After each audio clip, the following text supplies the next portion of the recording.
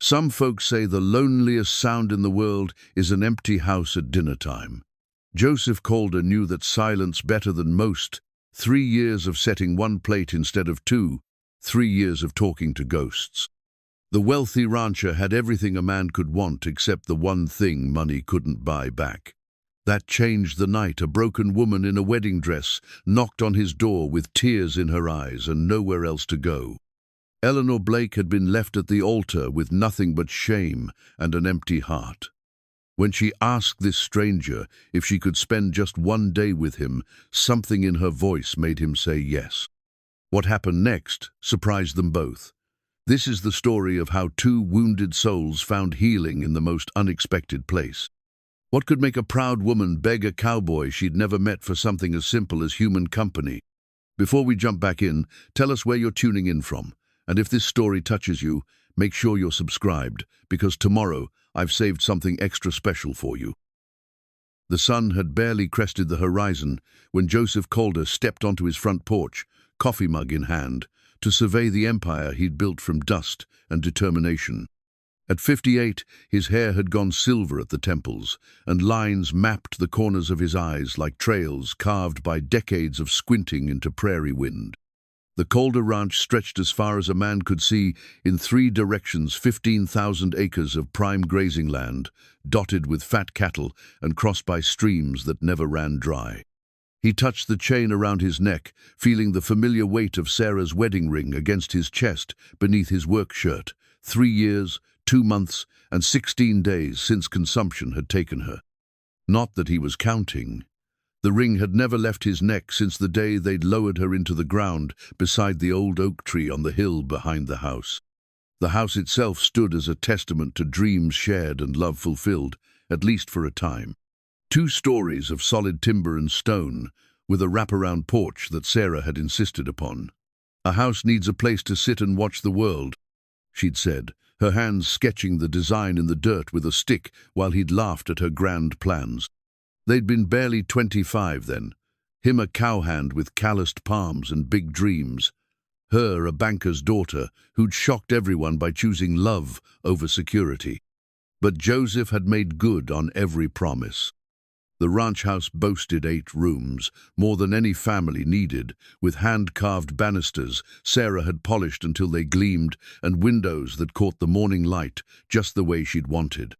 The kitchen held a cast-iron stove that could feed a dozen men, though it rarely cooked for more than one these days. Sarah's vegetable garden still flourished behind the house, tended now by Joseph's weathered hands with the same meticulous care she'd shown. Inside, her presence lingered in every corner. The blue and white china still sat in the cupboard, the parlor furniture arranged exactly as she'd positioned it, her books lined up on the shelves in the order she'd preferred. He'd changed nothing, touched nothing that wasn't absolutely necessary. The ranch hands knew better than to ask about the second-floor rooms that stayed shuttered and dark. Joseph ran the most successful cattle operation in 3 counties. His Black Angus bulls were legendary, his breeding program the envy of ranchers from Colorado to Kansas. He employed 12 men year-round and twice that during roundup season. His business dealings extended to banks in Denver and cattle buyers in Chicago. When Joseph Calder gave his word, it was worth more than most men's written contracts. Yet for all his success, his days had settled into a routine as predictable as sunrise. Morning coffee on the porch, checking the stock reports that came by telegraph, riding fence lines that could stretch for miles. Lunch eaten standing at the kitchen counter, too restless to sit at the big dining table that felt vast and empty, with only one plate. Afternoons spent in his office, managing the paperwork that kept the operation running smooth. Supper taken in silence, always followed by an hour on the porch, watching the sun sink behind the mountains while he smoked his evening pipe. The loneliness had weight to it, like a coat he couldn't take off. It pressed on his shoulders during the long rides across his land, settled in his chest during the quiet evenings when the house creaked and sighed around him. He'd tried attending church socials, accepting dinner invitations from well-meaning neighbors who thought a man his age needed a wife. But every attempt at connection felt like a betrayal of Sarah's memory. every smile forced, every conversation hollow. His ranch hands respected his solitude.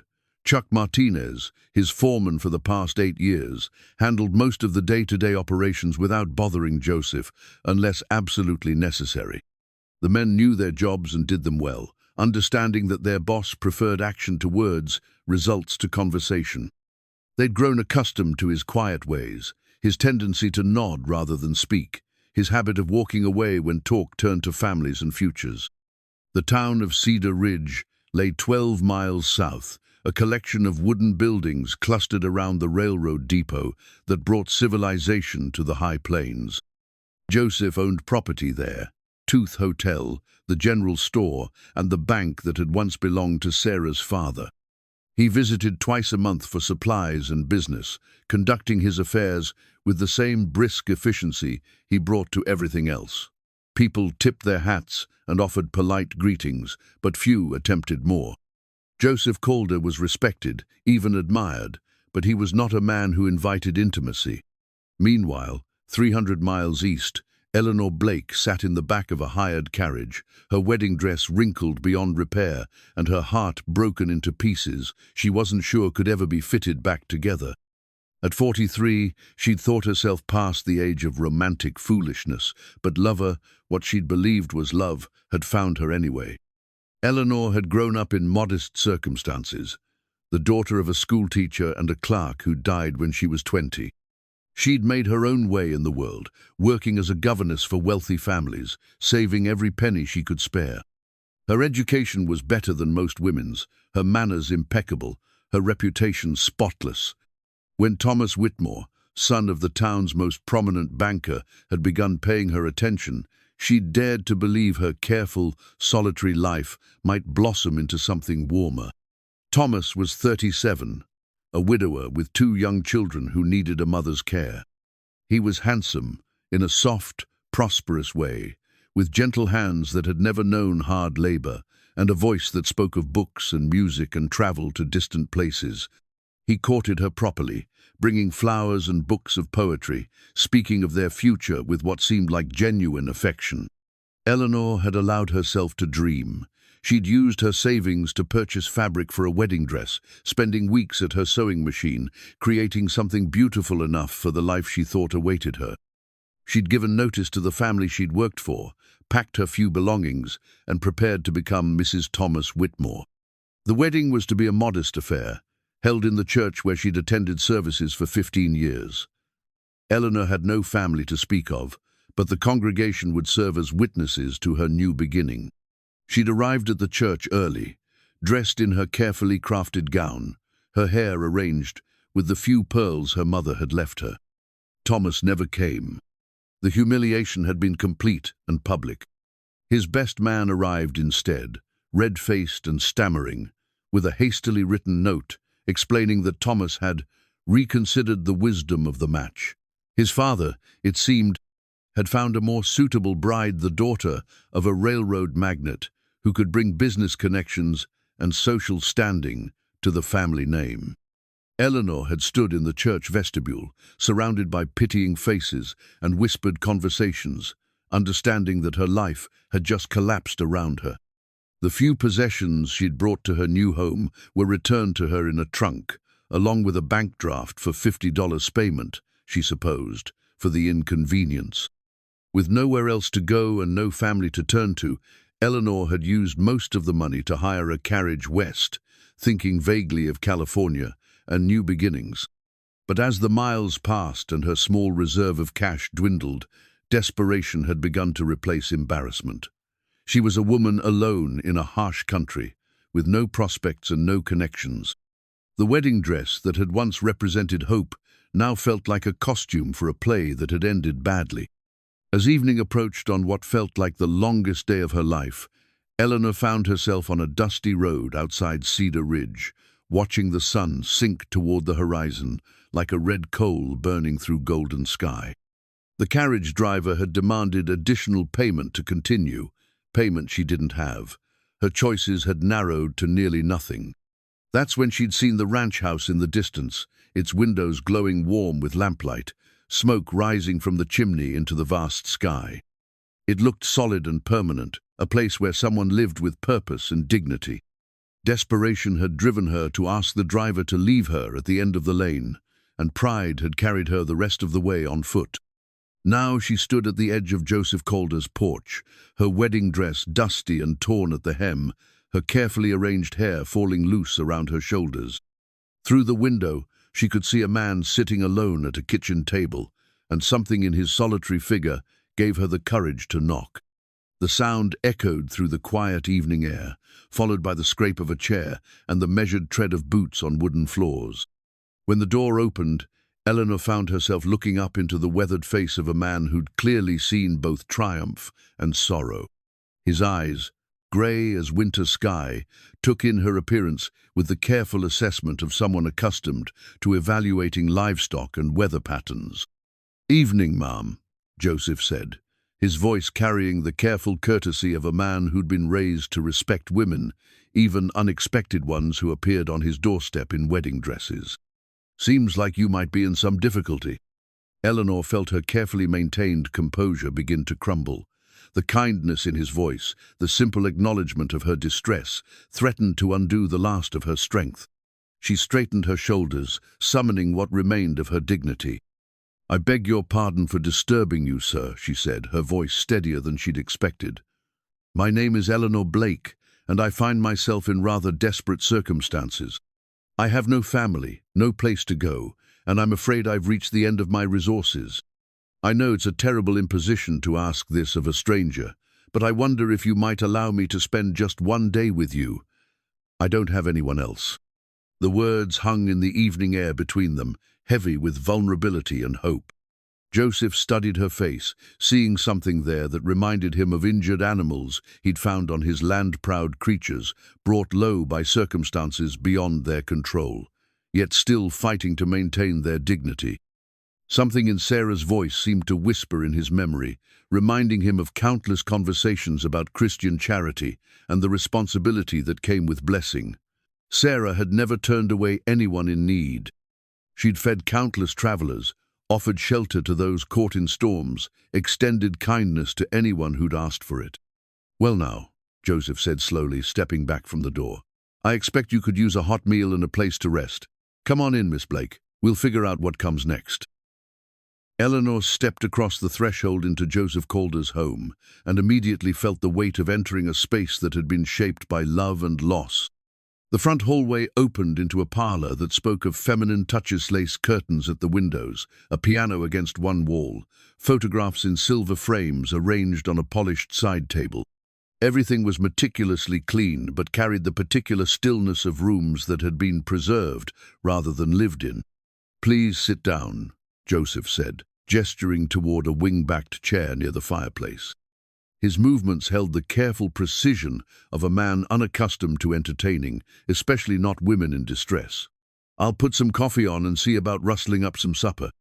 Eleanor perched on the edge of the chair, acutely aware of her disheveled state in this pristine room. Her torn wedding dress, once the pride of weeks of careful stitching, now felt like a mockery of her circumstances.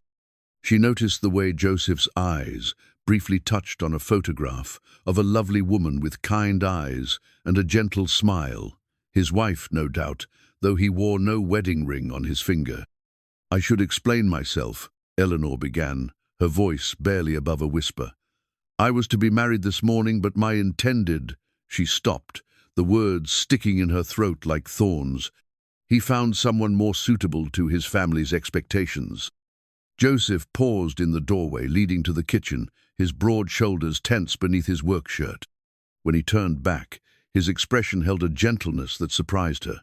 "That makes him a fool, ma'am. A man who'd abandon a lady at the altar isn't worthy of the name." The simple declaration of support nearly undid Eleanor's composure entirely. She pressed her lips together, fighting back tears that had threatened all day. "I used what money I had to travel west, thinking I might find work in California. But my funds ran out, and she gestured helplessly at her surroundings. "I saw your house and thought perhaps someone so clearly prosperous might spare a meal and a night's shelter. I know it's presumptuous." "Presumptuous would be expecting it," Joseph said, his tone matter-of-fact. Asking for help when you need it is just sensible. My late wife Sarah always said this house was too big for just 2 people, much less 1. She'd have skinned me alive if I'd turned away a lady in need. He disappeared into the kitchen, leaving Eleanor alone with her thoughts and the overwhelming sense of relief that came with being, however temporarily, safe. She could hear him moving about, the clatter of dishes and the hiss of the coffee pot. Through the window, she watched the last light fade from the western sky, painting the prairie in shades of purple and gold. When Joseph returned, he carried a tray laden with simple, fair-thick slices of bread, cold beef, cheese, and a jar of what looked like preserves. The coffee smelled rich and strong, nothing like the weak brew she'd grown accustomed to in her economical boarding house.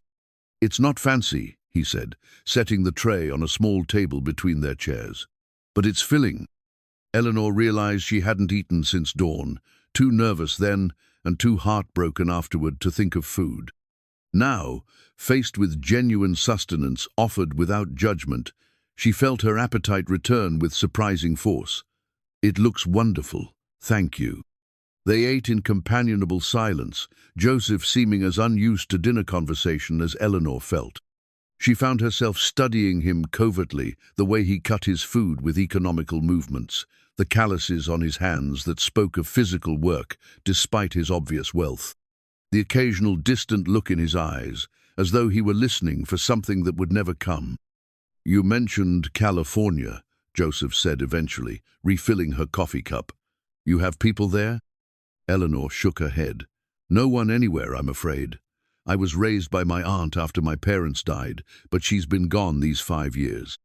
Teaching was my livelihood, but of course, I gave that up when I thought I was to be married. The admission felt like confessing to a crime of stupidity. I suppose I'll have to find another position somewhere, though I fear my reputation may have preceded me." "Small towns do love their gossip," Joseph agreed.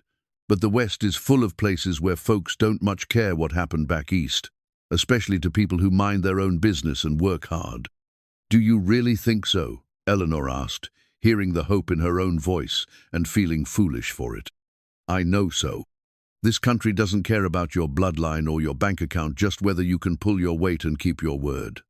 Joseph leaned back in his chair, studying her with those steady grey eyes. "Question is, what kind of work are you suited for? Besides teaching, I mean." Eleanor considered this. "I managed my aunt's household for many years. I can cook, sew, keep books, tend a garden. I read Latin and French, play piano tolerably well." She paused, then added with a rueful smile, "I can also shoe a horse, though that was born of necessity rather than education." This earned her a surprised look from Joseph. "Horseshoeing's not a common skill for a governess." "My aunt lived quite frugally," Eleanor explained. "She believed in practical education alongside the classical. A woman who can't take care of herself will always be at the mercy of those who can," she used to say. "Sounds like a wise woman." She was. I wish I'd listened more carefully to her advice about men. Eleanor felt heat rise in her cheeks at the admission. "I'm afraid I let romantic notions override practical judgment." Joseph was quiet for a long moment, his fingers drumming against his coffee cup. When he spoke, his voice was careful. "Mind if I ask what your plans are now? I mean, beyond California." "I honestly don't know," Eleanor admitted. "I suppose I'll have to find work wherever I can get it. Perhaps as a housekeeper or cook. I'm not proud when it comes to honest labor." "There's no shame in honest work," Joseph agreed. "But traveling alone, with winter coming on," he shook his head. "It's not safe for a woman, especially one with limited funds." Eleanor felt a chill that had nothing to do with the evening air. She'd been so focused on escaping her humiliation that she hadn't fully considered the practical dangers ahead. "I'll manage somehow, I have to." "You could stay here," Joseph said suddenly, then looked as surprised by his own words as Eleanor felt. He cleared his throat and continued more carefully. "Just temporarily, I mean. Until you decide what you want to do next. There's plenty of room, and I could use help with the household. I haven't exactly been maintaining things the way Sarah did." Eleanor stared at him, uncertain she'd heard correctly. "You're offering me employment? I'm offering you a safe place to catch your breath and figure out your next move," Joseph corrected. "The guest room upstairs has been empty since Sarah died.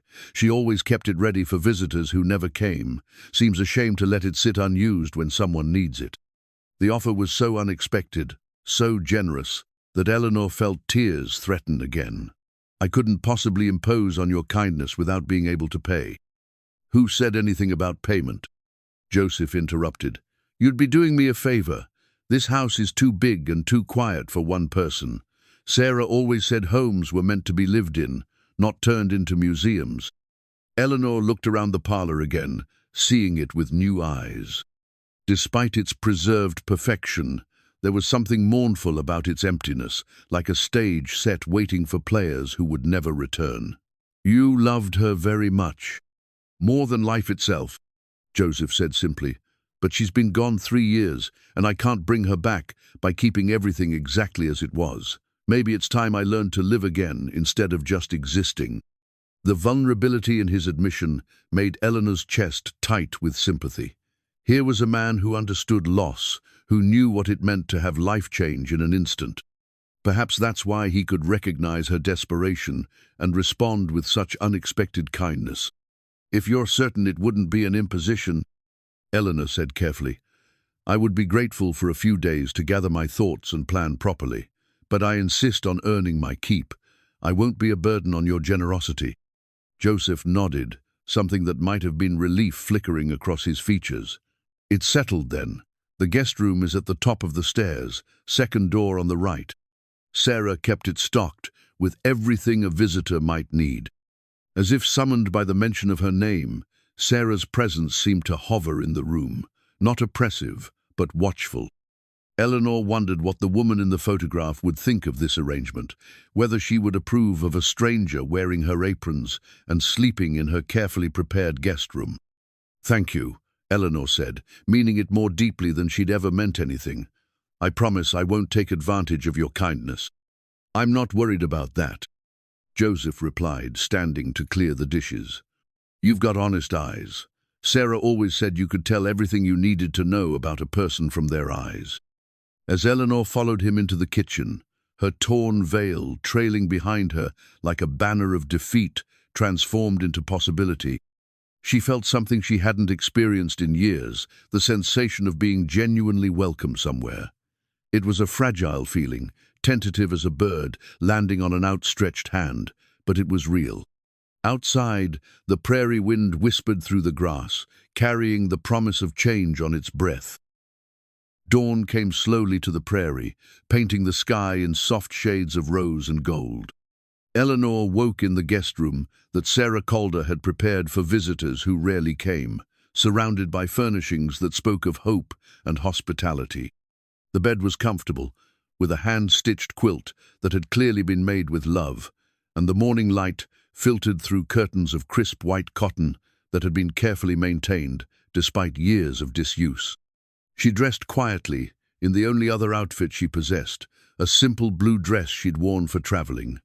The wedding gown lay crumpled in the corner like a discarded dream, and Eleanor felt no desire to touch it again.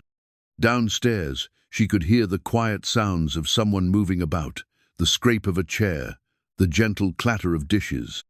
Joseph was standing at the kitchen stove when she appeared, his hair still bearing the marks of sleep, a cup of coffee steaming in his weathered hands.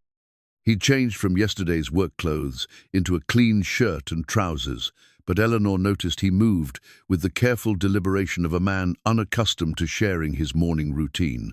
"Morning," he said, nodding toward the coffee pot. "Help yourself. I wasn't sure when you'd be stirring." "I'm an early riser by habit," Eleanor replied, pouring coffee into a china cup that matched the set she'd admired the night before. "I hope I'm not disturbing your routine." "Don't have much of a routine for disturbing," Joseph admitted. "Usually just grab something quick and head out to check the stock. Been doing my own cooking since, well, for a while now." Eleanor sipped her coffee and studied the kitchen with the practiced eye of someone who'd managed households for years. It was well-equipped and spacious, clearly designed by a woman who'd understood the importance of efficient workspace. But despite Joseph's obvious efforts to keep things clean, there were signs of a man making do rather than truly maintaining a home. Dishes stacked rather than properly stored, provisions that spoke of simple meals taken alone, a general air of functionality without warmth. "Would you mind if I prepared breakfast?" she asked. "It seems the least I can do after your kindness last night." Joseph paused with his coffee halfway to his lips. "You don't need to." "Please," Eleanor interrupted gently. "I'd feel better earning my keep, even in small ways." After a moment's hesitation, Joseph nodded. "Eggs are in the pantry, along with bacon and whatever else you might need. Sarah always kept things well, stocked." Eleanor tied on the apron she found hanging by the stovia, practical garment of blue-checked gingham that still held the faint scent of lavender. The moment she secured the strings around her waist, she felt something shift inside herself, a sense of purpose and belonging she hadn't experienced since leaving her aunt's house years ago. The kitchen responded to her touch, like an instrument that had been waiting for the right musician. She found eggs fresh from the henhouse, thick slabs of bacon, flour for biscuits, and preserves that had clearly been put up with expert care. As she worked, Joseph sat at the kitchen table, watching her movements with an expression she couldn't quite read. "You know your way around a kitchen," he observed as she rolled out biscuit dough with practiced efficiency. "My aunt believed idleness was the devil's workshop," Eleanor replied, cutting the dough into neat rounds. "She had me cooking full meals by the time I was 12. Said a woman who couldn't feed herself and others would always be dependent on someone else's charity." "Smart woman." My Sarah felt the same way about self-reliance. Joseph's voice carried a note of approval.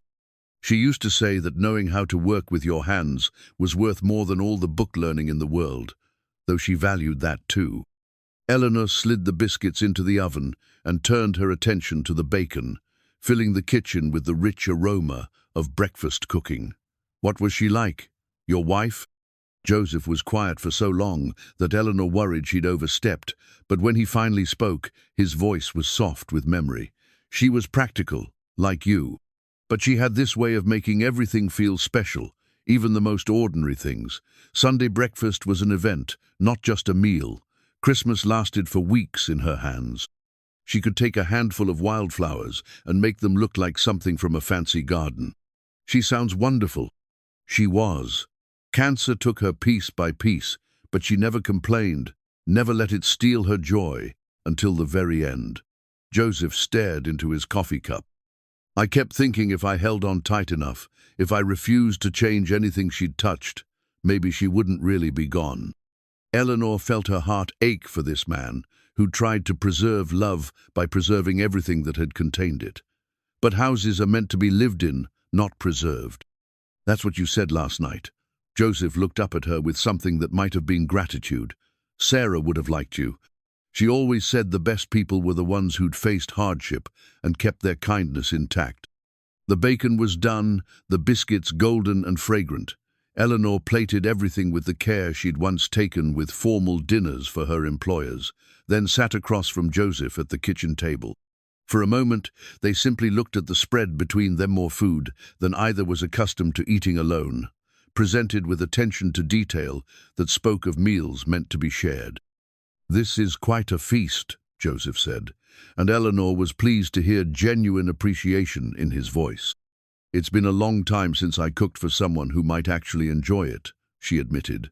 "The family I worked for they appreciated efficiency more than artistry." They ate in comfortable silence, the morning sun streaming through the kitchen windows and warming the space with golden light. Eleanor found herself relaxing in ways she hadn't in months, the simple act of sharing a meal restoring something she hadn't realized she'd lost. "I should check on the stock this morning," Joseph said eventually.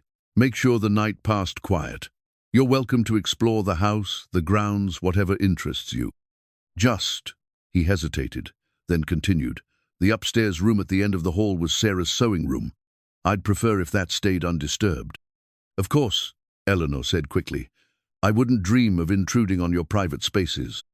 Joseph nodded, then surprised her by asking, "Would you like to see the garden?" Sarah put considerable work into it, and I've tried to keep it going, but I'm afraid my touch isn't as gentle as hers was. Eleanor's face lit up with genuine interest. I'd love to see it. I helped my aunt with her garden for years. It was one of my favorite responsibilities.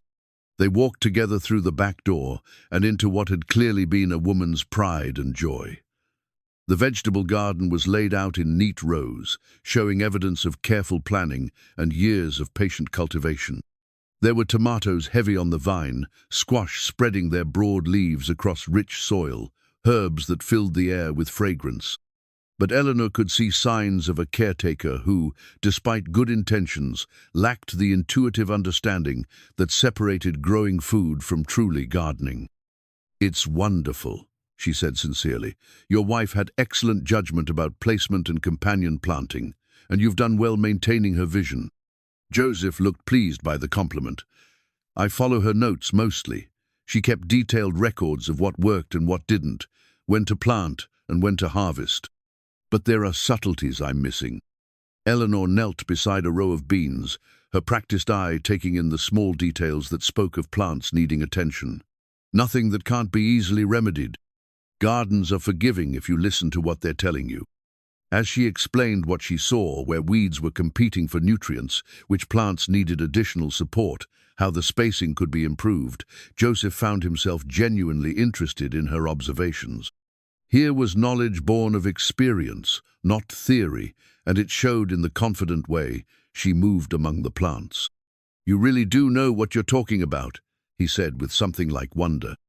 Eleanor looked up at him from where she knelt among the bean plants, dirt already smudging her skirt, her face animated with the first real enthusiasm he'd seen from her. "I find gardens hopeful places. You plant something small and trust it will grow into something nourishing.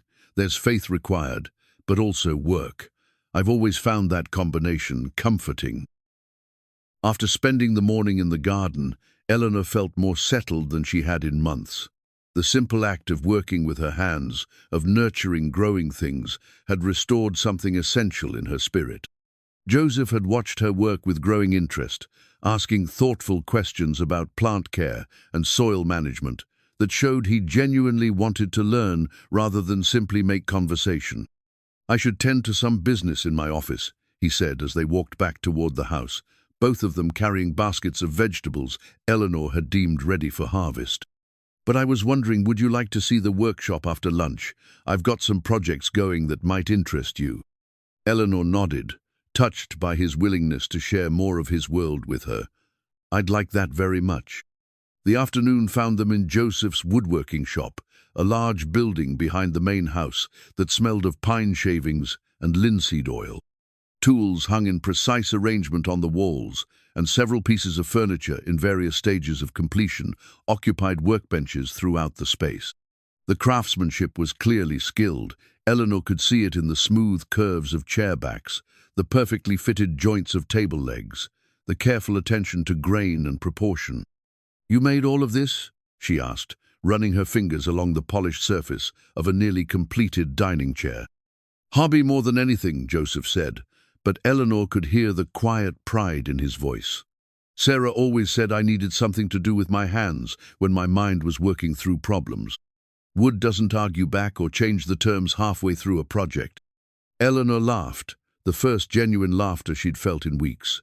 "Unlike cattle and ranch hands, I imagine." "Exactly." Joseph moved to a corner where a sheet covered something larger than the other pieces. He hesitated for a moment, then pulled the covering away to reveal a small rocking horse, carved with exquisite detail and painted in soft shades of brown and white. "I made this a few years back. Sarah and Eve had hoped." He stopped, his jaw working as he struggled with the words. Eleanor understood immediately. The toy represented dreams unfulfilled, children who had never come to brighten this carefully built home. Her heart ached for the young couple who had planned for a family that never materialized, for the love that had been meant to expand, but instead had been concentrated between two people who had ultimately lost even each other. "It's beautiful," she said softly. "Any child would treasure it. I kept thinking maybe someday, but time has a way of making some dreams impossible." Joseph covered the rocking horse again, his movements gentle but final. Sarah always said, "Everything happens for a reason," but I confess I've struggled to see the wisdom in some of life's choices.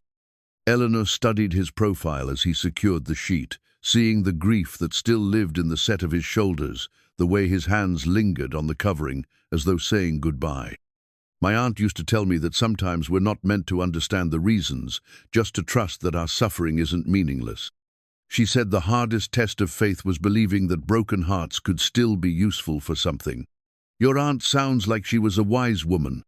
She had to be. She lost her husband in the war, then took in a grieving niece, and somehow found ways to keep believing in goodness. Eleanor moved to examine a half-finished bookshelf, admiring the clean lines and sturdy construction. I think she would have said that the fact you can still create beautiful things means your heart isn't as broken as you think it is. Joseph considered this, his weathered hands absently straightening tools that were already perfectly arranged. Maybe. Sarah always said that as long as a man could still make something with his hands, there was hope for him. She was right. This workshop proves it. Eleanor gestured around the space, taking in the evidence of patience and skill and quiet dedication to craft. Everything here speaks of someone who still believes in creating rather than just maintaining.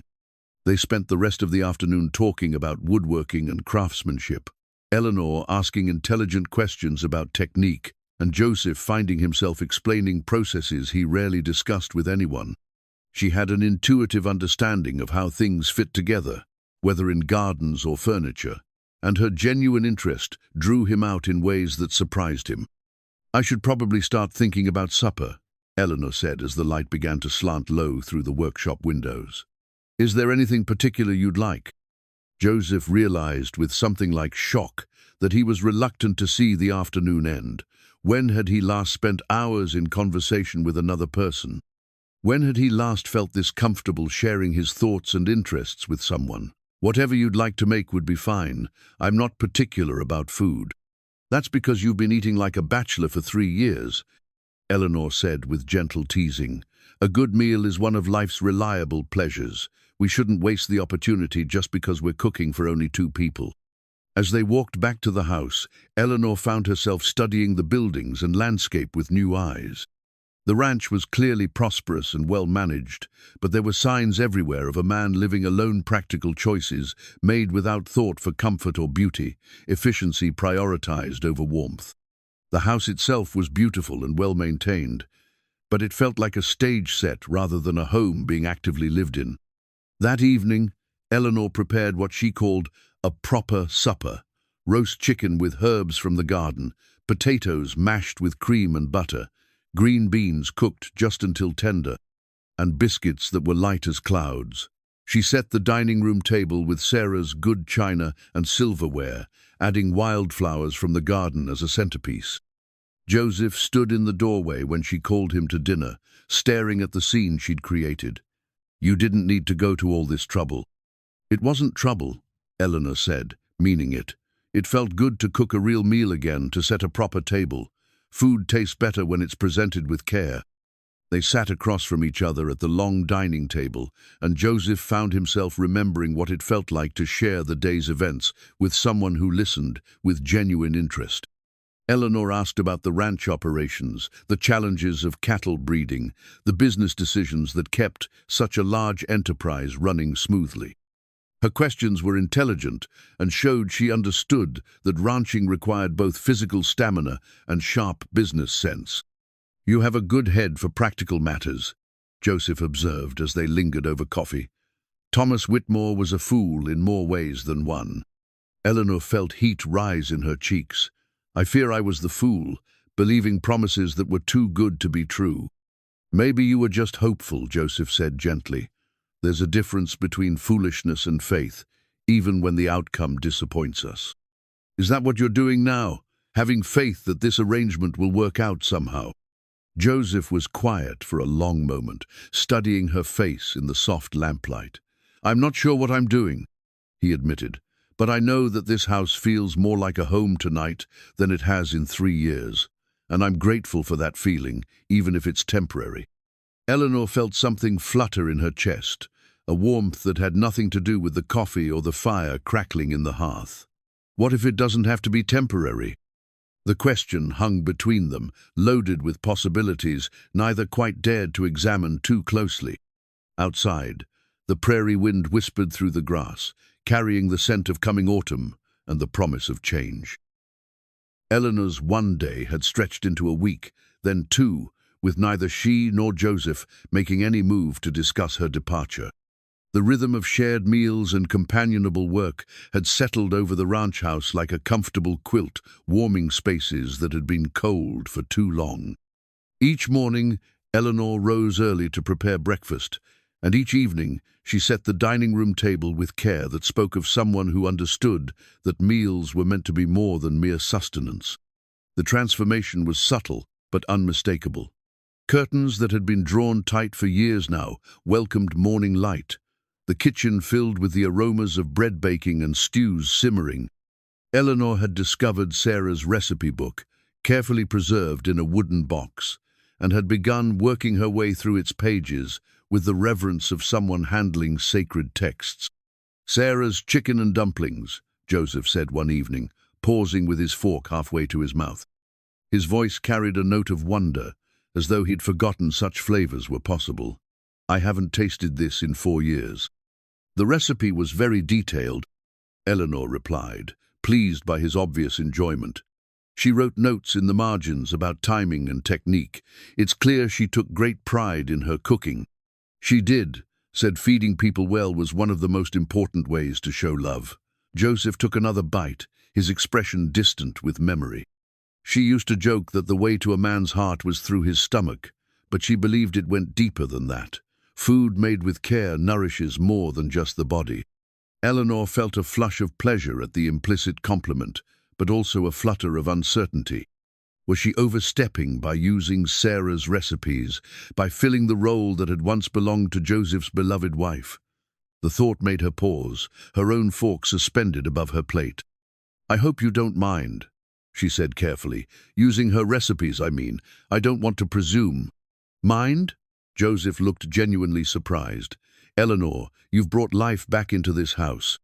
Sarah would be delighted to know her recipes were being used to create meals instead of just gathering dust. She always said food was meant to be shared, recipes were meant to be passed along." The reassurance warmed Eleanor more than she cared to admit. Over the past weeks, she'd begun to feel something she'd never expected to experience again, a sense of belonging somewhere. The ranch house had begun to feel like home in ways that surprised her with their intensity. Joseph had been equally surprised by how naturally Eleanor had integrated into the rhythms of ranch life. She rose before dawn to prepare breakfast for the hands, packed lunches that made the men tip their hats in appreciation, and had the evening meal ready when Joseph returned from his long days checking cattle and mending fences. But more than her domestic competence, it was her intelligence and business acumen that had begun to capture his attention. "These supply invoices don't match the delivery receipts," Eleanor mentioned one evening as she helped Joseph with the ranch's bookkeeping. She'd started assisting with the paperwork after noticing his frustration with the mounting stacks of correspondence and bills that accumulated faster than he could process them. Joseph looked up from the breeding records he'd been updating. "What do you mean?" Eleanor spread the papers across the kitchen table, her finger tracing the discrepancies she'd discovered. "Morrison's Feed and Grain charged you for 3 tons of oats last month, but the delivery receipt only shows 2.5 tons. Either they shorted your delivery or overcharged your account." Joseph studied the documents, his respect for Eleanor's attention to detail growing. "I never would have caught that. Numbers aren't my strongest suit." "But cattle breeding clearly is," Eleanor replied, glancing at the complex charts and lineage records he maintained with meticulous care.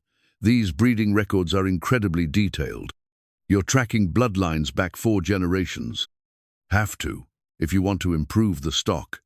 Breeding cattle isn't just about putting any bull with any cow, it's about understanding genetics, knowing which traits you want to strengthen and which weaknesses you need to breed out." Joseph's voice carried the passion of someone discussing his life's work.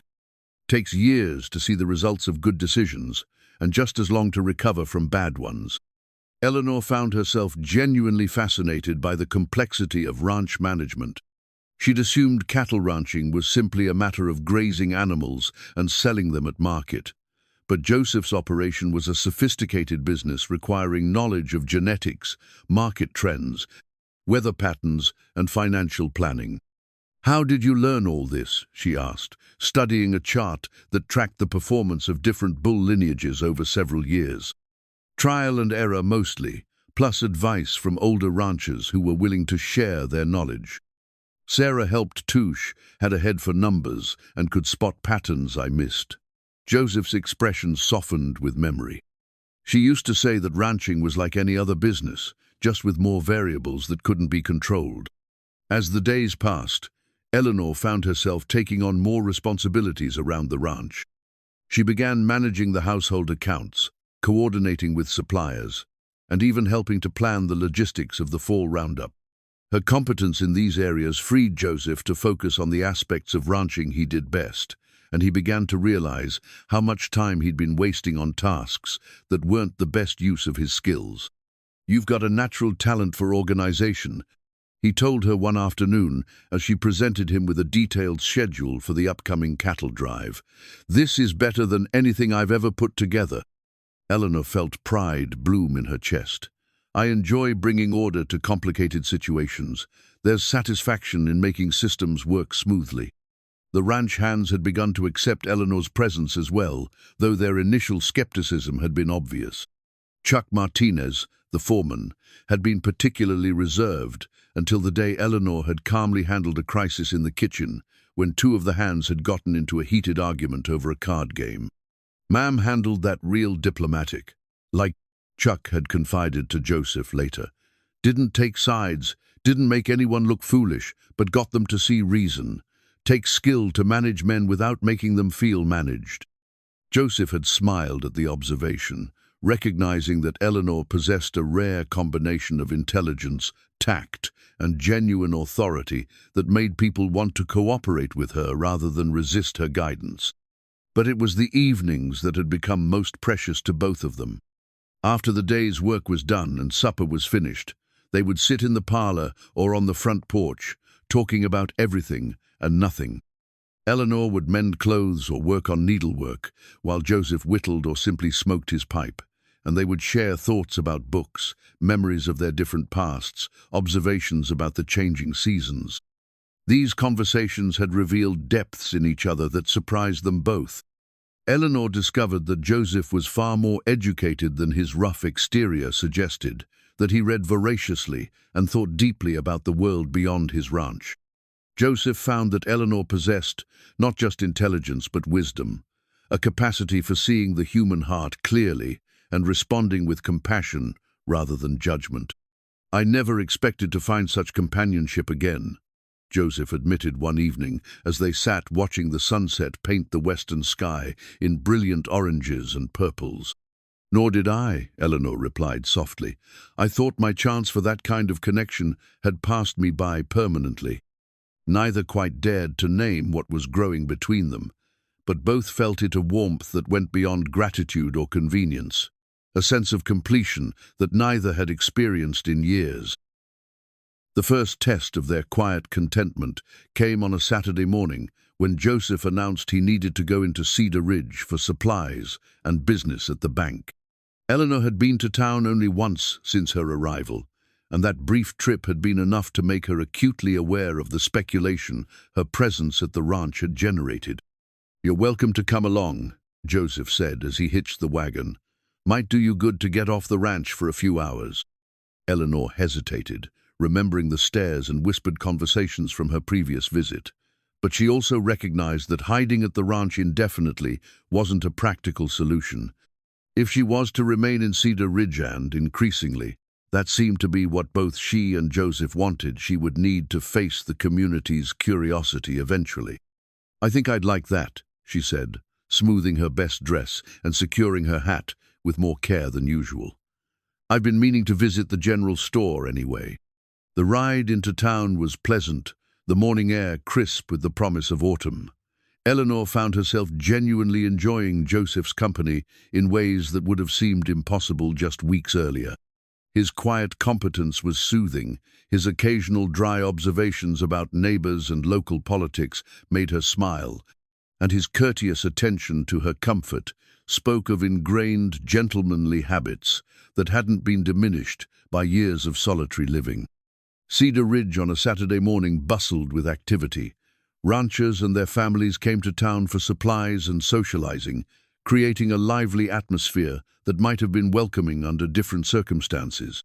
But Eleanor noticed immediately how conversations paused when she and Joseph passed, how eyes followed their progress down the main street with undisguised curiosity. "Morning, Joseph," called Mrs. Henderson from outside the millinery shop. Her greeting was warm, but her gaze fixed on Eleanor with the intense interest of someone gathering information for future distribution. "Morning, Martha," Joseph replied easily. "Fine day for town visiting." "Indeed it is." Mrs. Henderson's smile was polite but calculating. "Miss Blake, isn't it? How are you finding our little community?" "Very welcoming," Eleanor replied with as much dignity as she could muster, though she could hear the underlying questions in the woman's tone. "How long are you staying? What exactly is your relationship with Joseph Calder? What are your intentions?" The interaction set the pattern for their entire morning. At the general store, the bank, and the post office, they encountered the same carefully polite inquiries that barely concealed intense speculation. Eleanor began to understand that their arrangement, however innocent, had become the primary topic of local gossip. "People talk," Joseph said quietly as they loaded supplies into the wagon. "Always have in small towns. Doesn't mean their opinions matter." "But they do matter," Eleanor replied, though she kept her voice equally low. "You have to live in this community, do business with these people. I don't want my presence to damage your reputation." Joseph paused in securing a bag of flour, his hands stilling on the rope. "Eleanor, my reputation was built over 30 years of straight dealing and hard work. It's not going to crumble because I offered shelter to a lady in need." Despite his reassuring words, Eleanor could see the strain the morning had put on him. Joseph was a private man who valued his community standing, and the persistent curiosity about his household arrangements was clearly uncomfortable for him. She began to wonder if her continued presence at the ranch was fair to either of them. The tension came to a head at the hotel dining room, where they'd stopped for lunch before heading home. Eleanor had been looking forward to a proper meal she hadn't cooked herself, but the atmosphere in the dining room was thick with barely suppressed gossip. She could feel eyes on them from every table, hear her name mentioned in whispered conversations that stopped abruptly when she looked in their direction. "This was a mistake," she murmured to Joseph as they waited for their food. "I should have stayed at the ranch." "Nonsense," Joseph replied firmly. "You have as much right to be here as anyone else, more right than some, considering your behavior has been above reproach while theirs has been petty and small-minded." But Eleanor could see the cost of defending her in the tight lines around Joseph's eyes, in the way he held his shoulders as though preparing for battle. When their food arrived, she ate mechanically, tasting nothing, aware only of the weight of judgment pressing down on them from all sides. The breaking point came as they were leaving the hotel. Mrs. Pemberton, the banker's wife and unofficial arbiter of local society, intercepted them on the sidewalk with a smile as sharp as winter wind. "Joseph, dear, how lovely to see you in town," she said, her voice carrying clearly to the crowd of Saturday shoppers. "And Miss Blake, of course. Such an interesting arrangement you two have developed. Quite modern, I'm sure, though I confess some of us older ladies find it a bit difficult to understand." Eleanor felt heat rise in her cheeks, but before she could respond, Joseph stepped slightly forward, his voice carrying the quiet authority that made grown men listen when he spoke. "I'm not sure what you find difficult to understand, Mrs. Pemberton. Miss Blake is a guest in my home, which seems perfectly straightforward to me. If you have questions about my household arrangements, I'm happy to answer them directly, rather than having you speculate about them publicly." Mrs. Pemberton's smile faltered slightly at Joseph's direct challenge, but she recovered quickly. "Oh, my dear man, I wasn't speculating. I was simply expressing concern for both of your reputations. People do talk, you know, and sometimes appearances can be misleading, even when intentions are perfectly innocent. Then perhaps people should find more worthwhile ways to occupy their time, Joseph replied, his tone cooling noticeably. Good day, Mrs. Pemberton. He offered Eleanor his arm and escorted her to the wagon with the dignity of a man who had nothing to hide or apologize for. But Eleanor could see the cost of the confrontation in the rigid set of his jaw, the careful control he was exercising over his temper. They rode home in silence, the morning's pleasure completely destroyed by the community's intrusive judgment. Eleanor stared at her hands folded in her lap, feeling the weight of her impossible situation. She had found a place where she belonged, a man whose company brought her genuine happiness, but their arrangement was apparently scandalizing the very community where they both needed to live. I should leave, she said quietly as the ranch house came into view. This isn't fair to you. Joseph pulled the wagon to a stop in front of the house and turned to face her fully. Eleanor Blake, you listen to me. I've lived in this community for 30 years, and I've never let busybodies dictate how I run my life or my household. I'm not about to start now. But your reputation. My reputation will survive gossip better than my conscience would survive sending you away because of other people's small minds. Joseph's voice was firm, but Eleanor could hear the underlying emotion. You've brought life back into this house, purpose back into my days. I'm not willing to sacrifice that to appease people who should mind their own business. Eleanor felt tears threaten at his loyalty, but also a deep sadness at the position they found themselves in. What kind of future can we have if the whole community disapproves of our arrangement?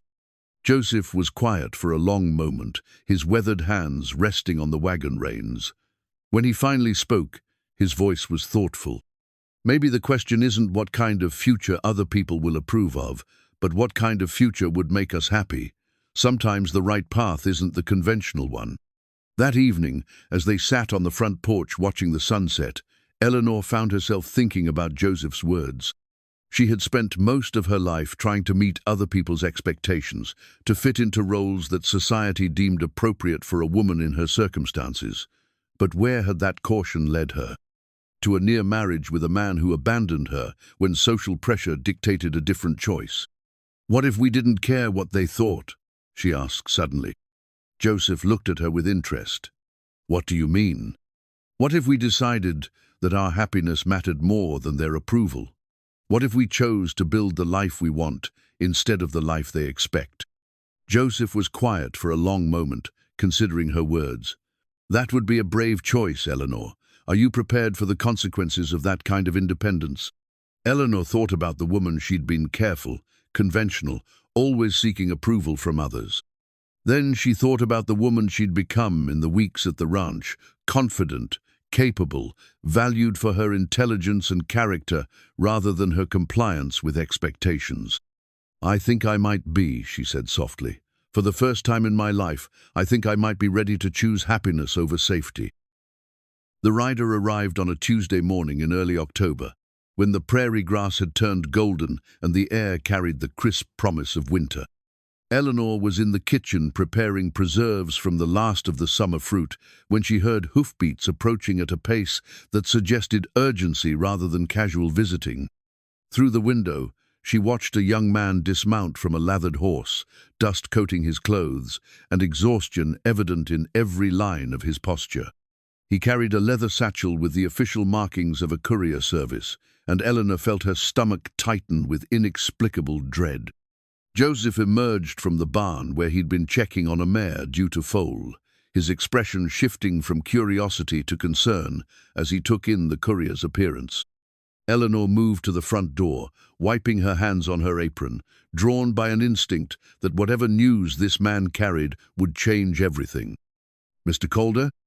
the courier asked, consulting papers from his satchel.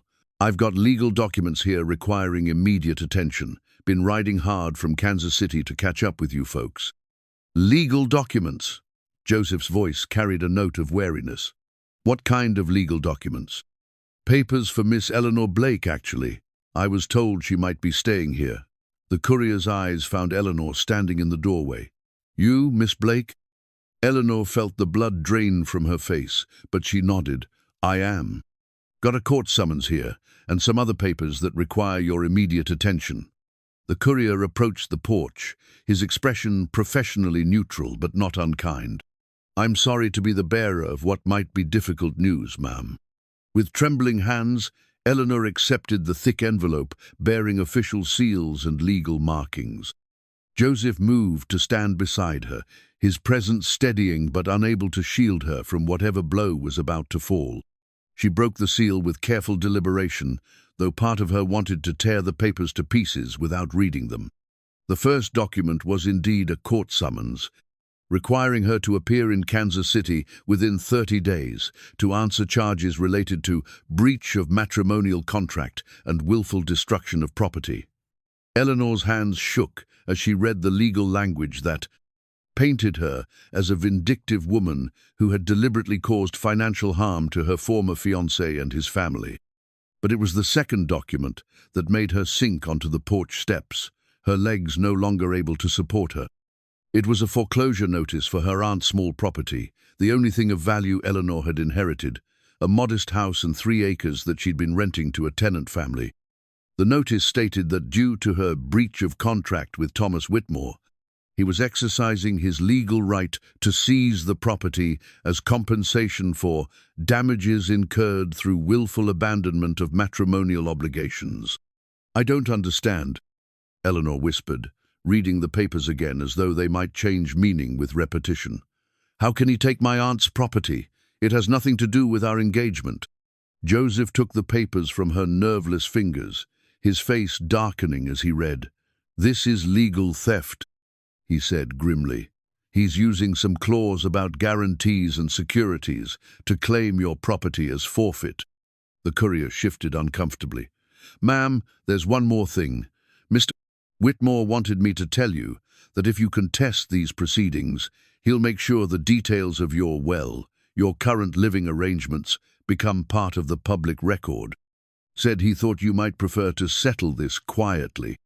The threat hit Eleanor like a physical blow. Thomas wasn't just stealing her property, he was threatening to destroy her reputation and, by extension, Joseph's standing in the community. The implications were clear. Submit to his theft and disappear quietly, or face public humiliation that would damage not just her own prospects, but those of the man who had shown her such kindness. Joseph's voice was deadly quiet when he spoke. You can tell Mr. Whitmore that threats don't carry much weight in this part of the country. And you can tell him that Miss Blake has friends here who don't take kindly to men who prey on women. The courier held up his hands in a gesture of neutrality. I'm just delivering papers, sir. I don't have any part in the disputes they represent. After the courier had ridden away, Eleanor sat on the porch steps staring at the legal documents that had just destroyed what little security she'd managed to build for herself. The property in Kansas was modest, but it represented her only source of independent income, her only insurance against complete destitution. Without it, she was entirely dependent on others' charity, a position she'd sworn never to find herself in again. There has to be a way to fight this, Joseph said, pacing the porch with controlled fury. No man should be able to steal a woman's inheritance because she had the good sense not to marry him. The law sees it differently, Eleanor replied, her voice hollow with defeat. Women have few property rights once they've entered into matrimonial contracts, even broken ones, apparently. Joseph stopped pacing and knelt beside her on the steps. Eleanor, look at me. When she raised her eyes to his, he continued with quiet intensity. We'll find a way to fight this. I've got lawyers in Denver, connections in Kansas City. Money can buy good legal representation. I can't ask you to spend your money fighting my battles, Eleanor protested. You've already done more than anyone could expect. You're not asking, I'm offering. Joseph's voice was firm. Besides, this isn't just about money or property anymore.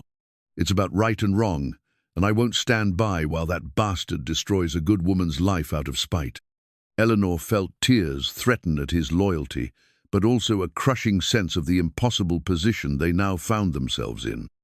Even if we could fight the legal proceedings, there's still the matter of his threats. If this becomes publicif, our arrangement here becomes part of a court case. It will ruin us both." Joseph was quiet for a long moment, studying her face with an expression she couldn't quite read. When he finally spoke, his voice was thoughtful. "Maybe there's another way to handle this." "What do you mean?" "What if his threats had no power? What if our arrangement was perfectly respectable and legal?" Joseph paused, then continued carefully. "What if you weren't just a guest in my house, but my wife?" Eleanor stared at him, certain she'd misheard. "Joseph, what are you saying?" "I'm saying maybe we should get married, for practical reasons initially, but—" He stopped, running his hands through his hair in a gesture of nervous uncertainty. "Eleanor, I know it's not romantic, and I know it's not the proposal you dreamed of as a girl, but you need legal protection, and his voice dropped to barely above a whisper. "I don't want to lose you." The proposal hung between them like a bridge. Neither was quite ready to cross. Eleanor felt her heart racing, torn between hope and fear, between the practical wisdom of his suggestion and the terror of risking her heart again. "A marriage of convenience?" she asked carefully. "To start with, yes. Legal protection for you, companionship for both of us." But Eleanor, Joseph reached for her hands, his touch gentle but sure. "These past weeks have been the happiest I've known since Sarah died. Not because you've replaced her, but because you've reminded me that it's possible to care for someone again, to look forward to tomorrow instead of just enduring it." Eleanor felt tears spill over at his honesty. "I care for you too, Joseph. More than I thought possible. But marriage—" "Think about it practically," Joseph said, his voice gaining strength as he worked through the implications. "As my wife, you'd have legal standing that no ex-fiancé could threaten. Your property would be protected under my name, and Thomas Whitmore's threats would be meaningless. There's nothing scandalous about a woman living with her husband." The logic was sound, but Eleanor found herself thinking beyond practicalities to the emotional reality of such an arrangement. Could she enter a marriage based on mutual need and affection without the passionate love she'd once dreamed of? Could Joseph? "What about Sarah?" she asked softly. "What about the love you shared with her?" Joseph's expression softened. "Sarah will always be part of me, but she's gone, Eleanor, and I'm still here. I think—" He paused, choosing his words carefully. "I think Sarah would want me to live fully, not just exist in the shadow of what we had.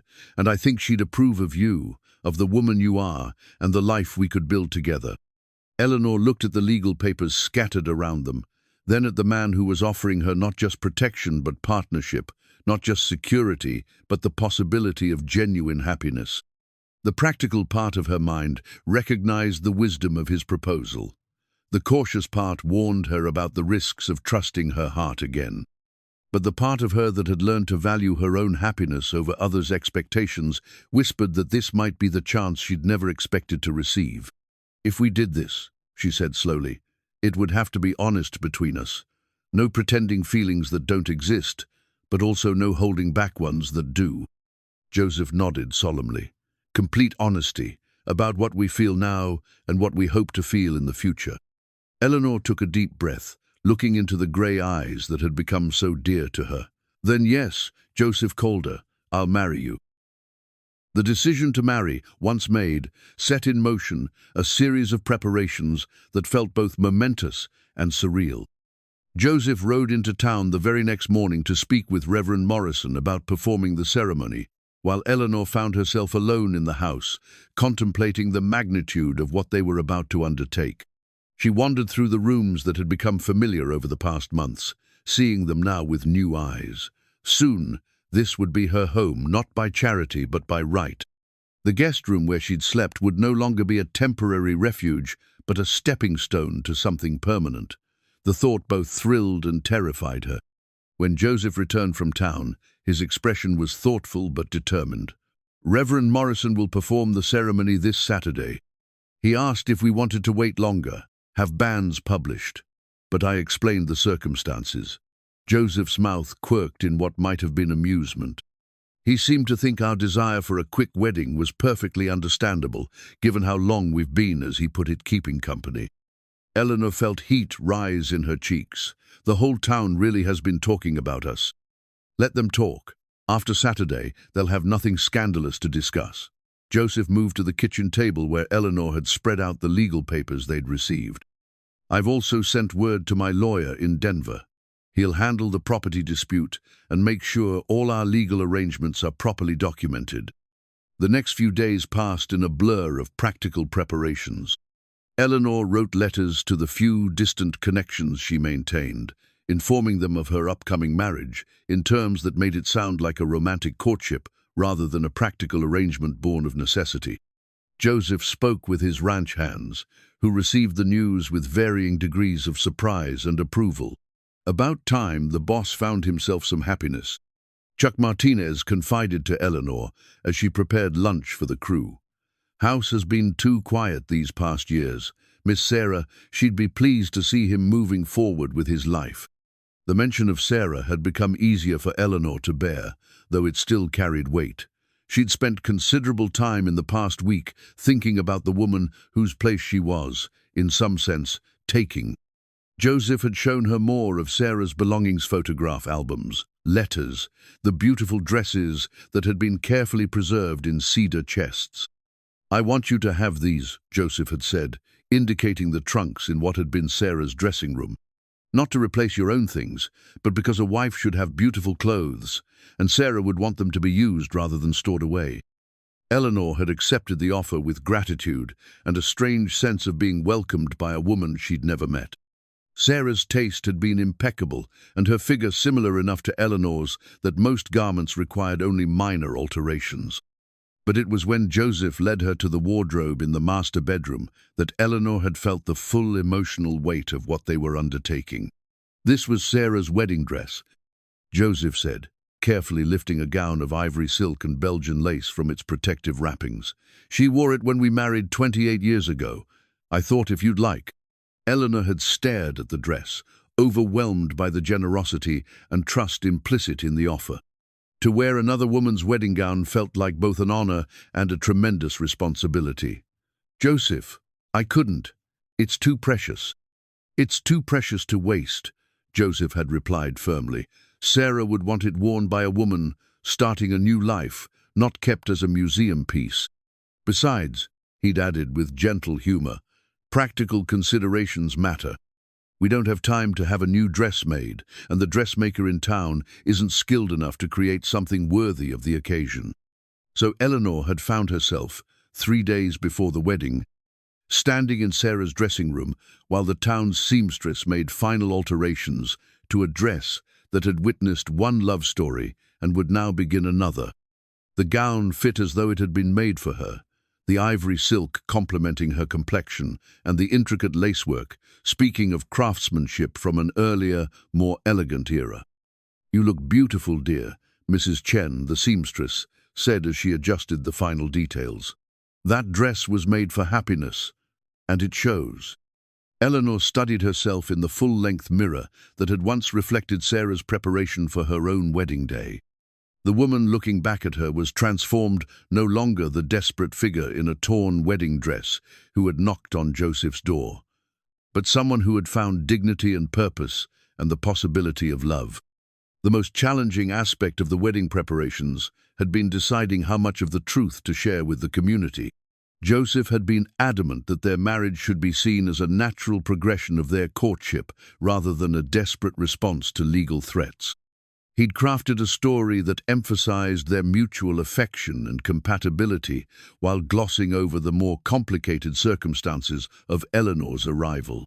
Let people think we fell in love, he'd said pragmatically. It's not entirely untrue, and it's nobody's business what other factors influenced our timing. Eleanor had agreed to the fiction, understanding the wisdom of protecting their privacy while giving the community a narrative they could accept and approve of. But privately, she struggled with the question of whether their affection for each other could rightly be called love, and whether it mattered what they called it as long as it was real and growing. The night before the wedding, Joseph found Eleanor sitting on the front porch, wrapped in a shawl against the October chill. The stars were brilliant in the clear prairie sky, and the silence was broken only by the distant lowing of cattle and the whisper of wind through the grass. "Having second thoughts?" he asked, settling into the chair beside her. "Not exactly," Eleanor replied honestly. "More like trying to understand what we're really doing tomorrow. Are we entering a business arrangement that might become something more, or are we acknowledging feelings that already exist?" Joseph considered this carefully. "Maybe both. Eleanor, I need you to know this isn't just about protecting you from Thomas Whitmore's threats, though that's certainly part of it. These months with you have changed me. You've reminded me what it feels like to look forward to coming home, to have someone to share the day's events with, to care about another person's happiness." "But is that love?" Eleanor asked softly. "I don't know," Joseph admitted. "What I felt for Sarah was overwhelming, consuming, the kind of passion that makes young people do foolish things. What I feel for you is different. Quieter but deeper, more rooted in who we actually are, rather than who we imagine each other to be." Eleanor felt a warmth spread through her chest at his honesty. "I've been thinking about that too. What I thought I felt for Thomas was mostly hope, for security, for belonging, for a future that looked the way I'd been taught to want. But what I feel for you," she paused, searching for the right words, "it's based on knowing you, on seeing how you treat people, on the way you've made me feel valued for who I am rather than what I can provide." "Is that enough to build a marriage on?" Joseph asked. Eleanor reached for his hand, feeling the calluses and strength that spoke of a life spent in honest work. "I think it might be a better foundation than passion alone. We're not children, Joseph. We know that love can grow between people who respect and care for each other, who want the same things from life." They sat in comfortable silence for a while, both contemplating the step they would take the next morning. Finally, Joseph spoke again, his voice carrying a note of vulnerability Eleanor had rarely heard. "I want you to know that I'll try to be a good husband to you, Eleanor. I can't promise the kind of grand romance you might have dreamed of as a girl, but I can promise respect, protection, and genuine affection. I can promise that I'll work every day to make you glad you took this chance on us." Eleanor felt tears threaten at the simple sincerity of his words. "And I promise to be a true partner to you, Joseph. To share your burdens as well as your successes, to make this house a real home again, to honor both our future and the memory of what you shared with Sarah." As they said goodnight and went to their separate rooms for the last time, Eleanor felt a sense of rightness settle over her like a blessing. Tomorrow would bring changes she couldn't fully predict, but for the first time in years, she was choosing her own path, based on her own judgment rather than others' expectations. In his own room, Joseph sat on the edge of the bed he'd shared with Sarah, his hands clasped as he stared at the photograph on the nightstand. "I hope you understand," he whispered to the image of his late wife. "I hope you know I'll never forget what we had, but I need to live again, not just remember." The wind outside seemed to whisper through the eaves in what might have been approval, and Joseph felt a peace he hadn't experienced since the day he'd buried his first love settle into his heart, alongside the growing affection he felt for the woman who would become his wife tomorrow. Saturday dawned clear and crisp, with golden autumn light streaming through the windows of the ranch house. Eleanor woke early, her heart racing with a mixture of anticipation and nervousness that felt both familiar and entirely new. Unlike her previous wedding day, which had been filled with anxious hope and desperate dreams, today carried a sense of rightness that steadied her hands as she prepared for the ceremony. Mrs. Chen arrived shortly after breakfast to help Eleanor dress, bringing with her a bouquet of late-season wildflowers and prairie roses that Joseph had apparently commissioned. The older woman's face glowed with genuine pleasure as she helped Eleanor into Sarah's wedding dress, now perfectly fitted and freshly pressed. "Mr. Calder chose well," Mrs. Chen said as she arranged the delicate veil. "Not just the flowers, but the bride. That man has been alone too long, and you've brought light back to his eyes." Eleanor studied her reflection in the mirror, hardly recognizing the confident woman looking back at her. The ivory silk transformed her from a refugee seeking shelter into a bride, choosing her future, and the simple gold band that had belonged to Joseph's grandmother, the ring that would soon join her life to his, waited on the dressing table like a promise of belonging. Downstairs, she could hear the voices of early arrivals. Joseph had invited the ranch hands and a few close neighbors, keeping the guest list deliberately small but ensuring that their marriage would be properly witnessed. The parlor had been arranged for the ceremony, with chairs borrowed from the church and wild flowers from the garden, creating a simple but elegant setting. When Eleanor descended the stairs, the murmur of conversation quieted as the assembled guests caught sight of her. But it was Joseph's reaction that mattered most to her. He stood at the front of the parlor in his best suit, his silver hair combed smooth and his weathered hands clasped behind his back. When he saw her, his grey eyes widened slightly, and the smile that spread across his face was one of genuine admiration and pleasure. "You look beautiful," he said softly as she joined him before Reverend Morrison. The simple words carried more weight than elaborate compliments because Eleanor knew he meant them. Reverend Morrison, a kind man in his 60s who had known Joseph for decades, smiled warmly at them both. "Dearly beloved, we are gathered here today to witness the union of Joseph Calder and Eleanor Blake in holy matrimony." As the familiar words of the marriage service began, Eleanor felt a sense of peace settle over her. This ceremony was different from the elaborate church wedding she'd planned with Thomas, simpler, more intimate, but infinitely more meaningful, because it was rooted in truth rather than illusion.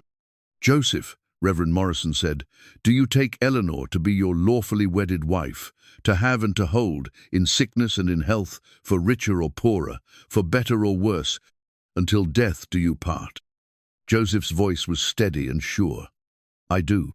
When the Reverend asked the same question of Eleanor, she looked into Joseph's eyes and saw not passionate romance, but something deeper and more enduring: respect, affection, and the promise of genuine partnership. "I do," she replied, meaning it with every fiber of her being. The exchange of rings was simple and profound. Joseph's hands were gentle as he slipped his grandmother's gold band onto Eleanor's finger, the metal warm from his touch.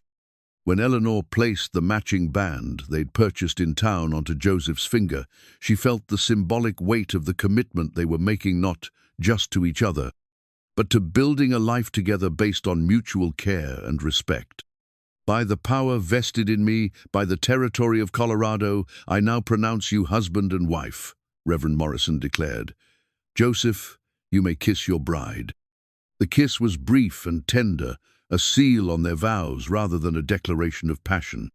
But Eleanor felt something shift in the space between them, a recognition that they had crossed a threshold and were no longer two separate people finding comfort in each other's company, but partners bound by legal and emotional ties.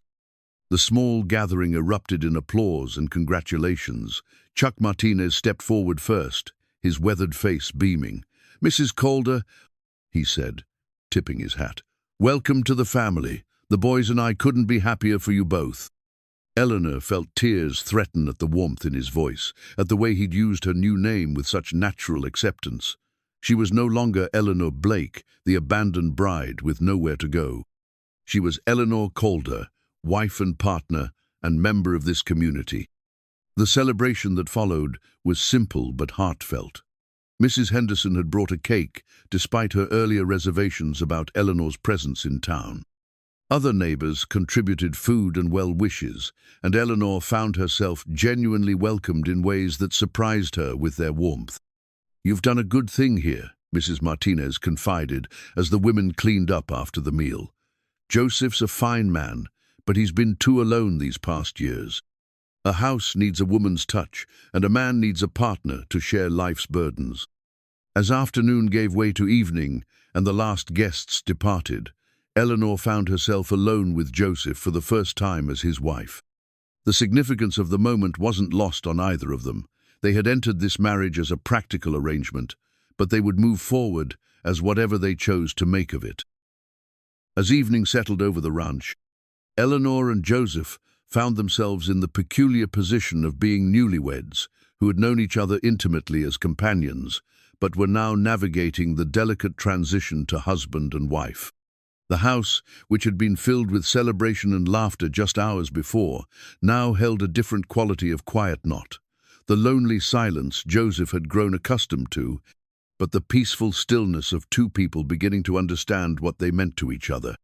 Eleanor had changed from Sarah's wedding dress into a simple blue gown, carefully hanging the ivory silk in the wardrobe with the reverence due to something that had witnessed two important beginnings. Joseph had loosened his tie and rolled up his sleeves, but there was still a formality in the air as they both adjusted to their new status. "I thought we might have supper on the front porch," Joseph suggested as Eleanor arranged the leftover wedding cake on plates. "The evening's mild enough, and the sunset should be particularly fine tonight." Eleanor smiled at his thoughtfulness. He was trying to make this transition easier for both of them, choosing a familiar setting where they'd shared countless comfortable conversations. "That sounds perfect." They carried their simple meal outside and settled into the chairs that had become their customary evening posts. The prairie stretched endlessly before them, painted in shades of gold and purple by the setting sun. It was the same view they'd shared for months, but tonight it felt differentless, like a temporary refuge, and more like the beginning of their shared future. "Do you regret it?" Joseph asked quietly after they'd eaten in comfortable silence. "The marriage, I mean, now that it's done and real." Eleanor considered the question carefully, as she considered all important matters. "No," she said finally. "I feel settled. For the first time in years, I feel like I belong somewhere, not as a guest or an employee, but as a partner. Even though it wasn't a love match in the traditional sense." "Especially because it wasn't," Eleanor replied with gentle honesty. "What we have is built on truth, Joseph. We know each other's strengths and weaknesses. We've seen each other in ordinary moments as well as difficult ones. That's a better foundation than romantic fantasy." Joseph nodded slowly. "Sarah and Youve were so young when we married, so caught up in passion and dreams. It was wonderful, but we had to learn to be partners after we'd already committed to being lovers. We're doing it in reverse." "And is that better or worse?" Eleanor asked. "Different," Joseph said after a moment's thought. "But not worse. Maybe more honest." As the stars began to appear in the darkening sky, they spoke of practical matter show to handle the legal response to Thomas Whitmore's threats, plans for the ranch's winter preparations, the adjustments they'd need to make as a married couple. But underneath the practical conversation lay an undercurrent of deeper recognition. They were no longer two lonely people who had found comfort in each other's company. They were husband and wife, partners bound by legal and moral obligations, but also by growing affection and genuine care. "Eleanor," Joseph said as they prepared to go inside, "I want you to know that I don't expect, that is, our sleeping arrangements can remain as they are for now. I don't want you to feel pressured to—" "Joseph," Eleanor interrupted gently, touched by his consideration but also amused by his awkwardness. "We're both adults who entered this marriage with clear heads and honest intentions.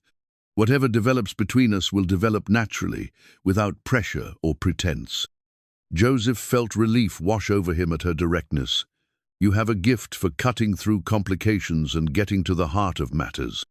My aunt always said that most problems became smaller when you looked at them honestly instead of dancing around them." Eleanor stood and gathered their dishes. "We're married now for practical reasons that might become emotional ones. That's not complicated, it's just life." Inside the house, they moved through the evening routines that had become familiar, but with new awareness of their changed status. Eleanor noticed that Joseph waited for her to precede him up the stairs, a small courtesy that acknowledged her new position as mistress of the house. Joseph observed the way Eleanor moved through the rooms with proprietorial care, adjusting details and checking that everything was secure for the night.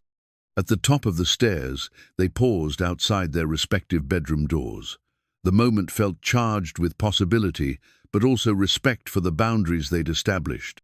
"Good night, Mrs. Calder," Joseph said softly, the name carrying warmth and a hint of wonder. "Good night, husband," Eleanor replied, the word feeling both foreign and right on her tongue. As they retreated to their separate rooms, both felt the weight and promise of what they'd undertaken. They had married for protection and companionship, but in the space of a single day, they'd become something more, a family of two, bound by choice and commitment rather than passion, but bound nonetheless. Eleanor lay in the guest room that was now truly hers, listening to the familiar sounds of the house, settling for the night. But tonight, those sounds included the quiet movements of another person, someone who belonged there as much as she did, someone who had chosen to build a life with her based on respect and growing affection. For the first time since her aunt's death, Eleanor fell asleep feeling completely safe and genuinely at home. 6 months later, Eleanor stood on the front porch of what was now unquestionably her home, watching the sunrise paint the prairie in shades of rose and gold. Spring had come early to Colorado, bringing with it the promise of new growth and the satisfaction of having weathered her first winter as Mrs. Joseph Calder. The legal battle with Thomas Whitmore had been resolved in their favor, though not without cost. Joseph's lawyer in Denver had proven that the seizure of Eleanor's property was legally questionable at best, and the threat of a public lawsuit that would expose Thomas's vindictive behavior had been enough to force a settlement.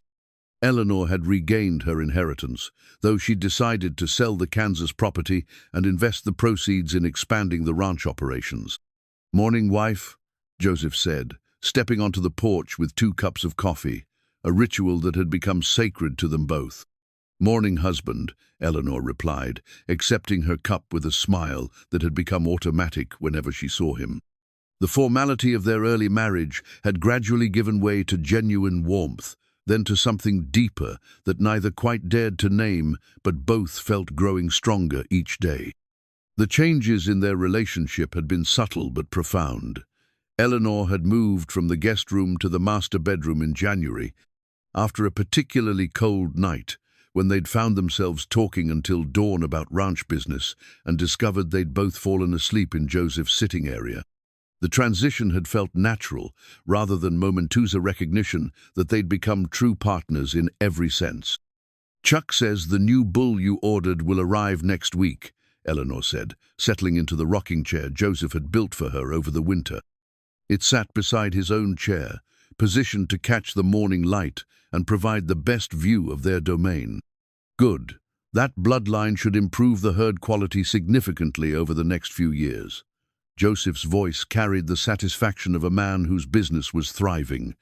Eleanor's involvement in the ranch operations had proven invaluable. Her organizational skills and business acumen had streamlined their record-keeping and improved their profit margins considerably.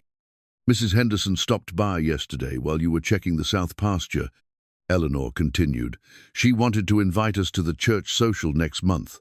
Apparently, they're planning to raise funds for a new school building." Joseph chuckled. "Mrs. Henderson has certainly changed her tune about our marriage. 6 months ago, she was scandalized by our arrangement. Now she treats you like the most respectable matron in town. Success has a way of making people forget their earlier reservations," Eleanor observed with gentle amusement. "Besides, I think the community has come to appreciate having someone to organize their charity events who actually knows how to manage logistics." It was true. Eleanor had gradually been drawn into community activities, not as the desperate woman seeking charity she'd once been, but as the capable wife of a prominent rancher. Her education and organizational skills had made her a valuable addition to various church and civic committees, and her natural diplomacy had helped resolve several community disputes with grace and fairness. "I had a letter from the territorial governor's office yesterday," Joseph said, producing an official-looking envelope from his pocket. "They're asking if I'd consider running for the territorial legislature. Apparently, they need someone with business experience and community standing." Eleanor felt a surge of pride at the recognition of Joseph's capabilities and reputation. "Are you interested?" "Only if you are. Politics would mean time away from the ranch, trips to the territorial capital. I wouldn't consider it unless you were willing to take on even more responsibility here." Eleanor considered this, feeling a thrill at the challenge and trust implied in his words. "I think I'd enjoy the additional responsibility." And you'd make an excellent legislator, you understand, both business and the needs of ordinary people. They sat in comfortable silence for a while, watching the ranch come alive with the morning's activities. The hands were already moving cattle to fresh pasture, and smoke rose from the bunkhouse kitchen where breakfast was being prepared. It was a scene of purposeful productivity that gave Eleanor deep satisfaction.